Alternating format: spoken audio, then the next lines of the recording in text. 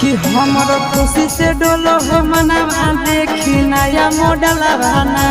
देखे में लागो है अलमारी रखो ये मोबाइल बना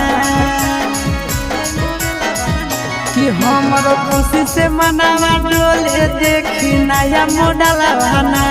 देखे में लागो है अलमारी रखो ये मोबाइल बना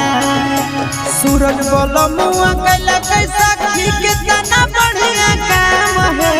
आशीष बोलो मुआ कैला कैसा की कितना बढ़िया काम है